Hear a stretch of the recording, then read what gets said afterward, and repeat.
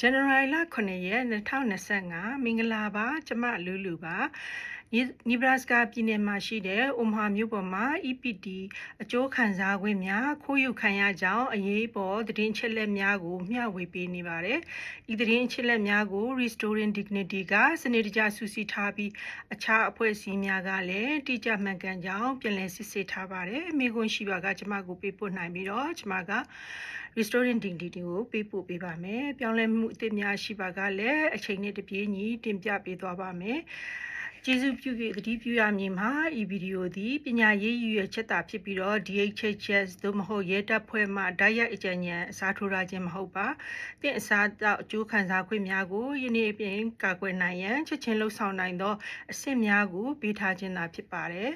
။ကျေးဇူးပြု၍နားထောင်ပါ။ယခု2ရက်3ရက်အတွင်းအိုမာဟာမှာရှိတဲ့ဒုက္ခသည်မိသားစု52ခုစီမှာသူတို့ရဲ့ SNAP အကျိုးကျေးဇူးများကိုခံရတယ်လို့အစီရင်ခံစာရရှိခဲ့ပါတယ်။မြို့တော်မှာရှိတဲ့ဒုက္ခသည်မဟုတ်တဲ့မိသားစုများမှလည်းထပ်တူစီရင်ခံစာများကိုကြားနေရပါတယ်။ဒါကတင့်အမှားမဟုတ်ပါဘူး။တင်ပါမှအမှားမလုပ်ခဲ့ပါဘူး။ဖြစ်ပျက်နေတာက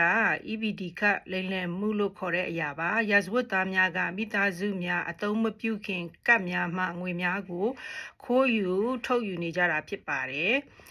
ဒါကြောင့်မို့လို့တင့်ရဲ့စနစ်အကျိုးကျေးဇူးများကိုကာကွယ်ပါနောက်ခိုးယူခြင်းမခံရအောင်ကာကွယ်ပါတဆင့်ပြီးတဆင့်ပါလို့ရမယ်ဆိုတာကိုအတိအကျသိချပါ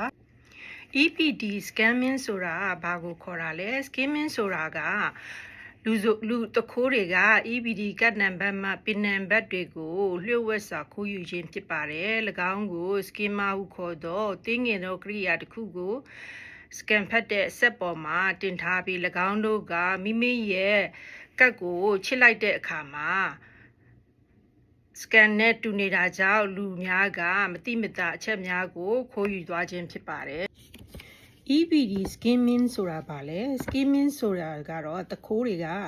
တင်းရဲ့ EPD ကတ်နံပါတ်နဲ့ပင်နံပါတ်ကိုလျှို့ဝှက်စွာခိုးယူခြင်းပဲဖြစ်ပါတယ်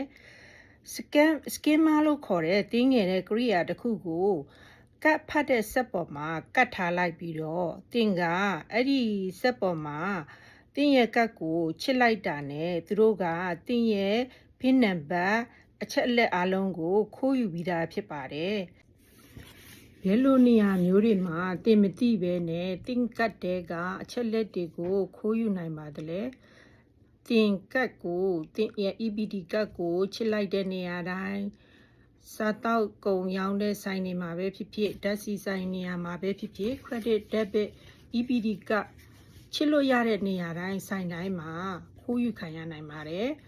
တခိုးတွေကတင်အချက်လက်တွေကိုရရှိသွားပြီဆိုလို့ရှိရင်တင်ရဲ့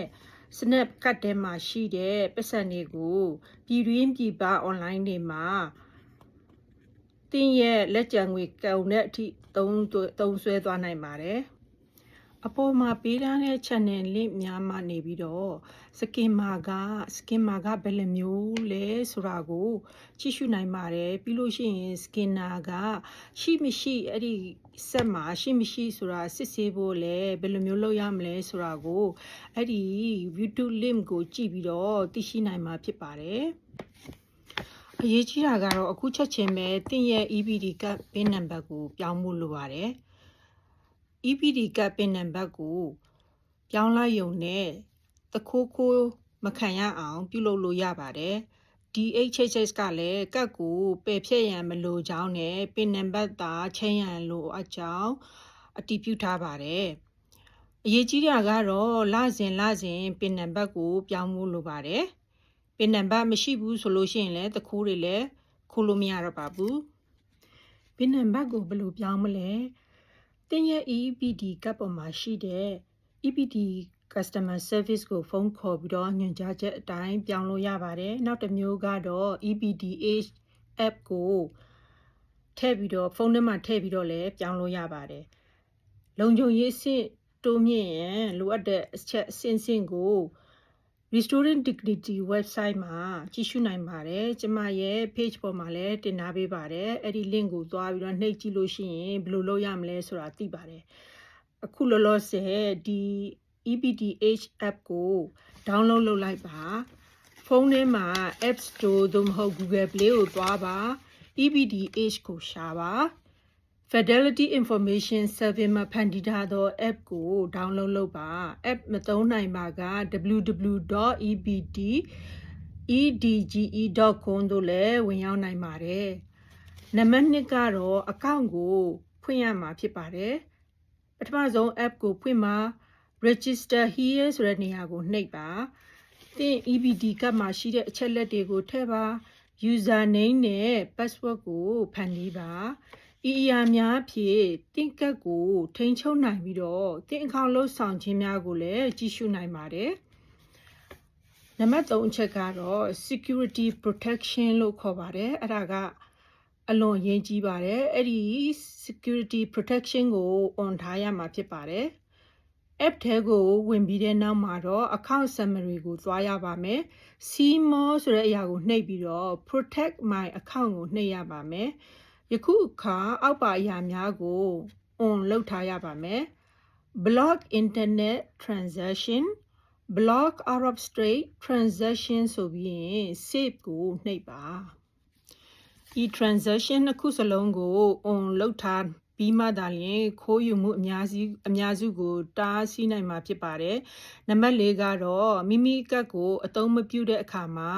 freeze လုပ်ထားဖို့လိုပါတယ် freeze လုပ်ထားတယ်ဆိုတာပိတ်ထားတာကိုပြောတာပါပဲ app ထဲမှာရှိတဲ့ account summary ကိုသွားပါ freeze card ဆိုတဲ့နေရာကိုနှိပ်ပါဈေးဝယ်တဲ့အခါကျလို့ရှိရင်တော့အဲ့ဒီ freeze နေရာကို unfreeze ဆိုပြီးတော့ပြန်နှိပ်မှသာဈေးဝယ်လို့ရမှာဖြစ်ပါတယ်ဒါကလည်းအကာအကွယ်ထပ်တိုးထားခြင်းဖြစ်ပါတယ်မိမိရဲ့စနက်ကပ်ထဲမှာငွေတွေခိုးယူခံရပြီးသိရှိပြီးဆိုလို့ရှိရင်တော့ DHHS ကိုအကြောင်းကြားရပါမယ်ရဲဌာနကိုလည်းအကြောင်းကြားရပါမယ် DHHS ဆိုရင်တော့ဖုန်းနံပါတ် 402-595-3789 ကိုခေါ်ဆိုနိုင်ပြီးတော့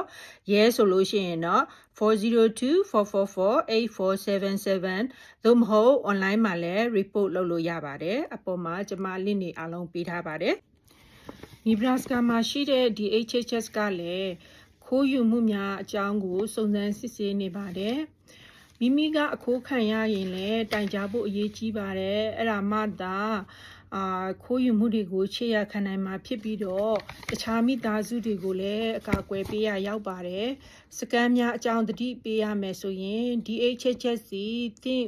ပေးနံပါတ်ကိုရဖို့အတွက်မြည်သည့်အခါမှဖုန်းခေါ်ဆိုခြင်းပြုလုပ်မည်မဟုတ်ပါ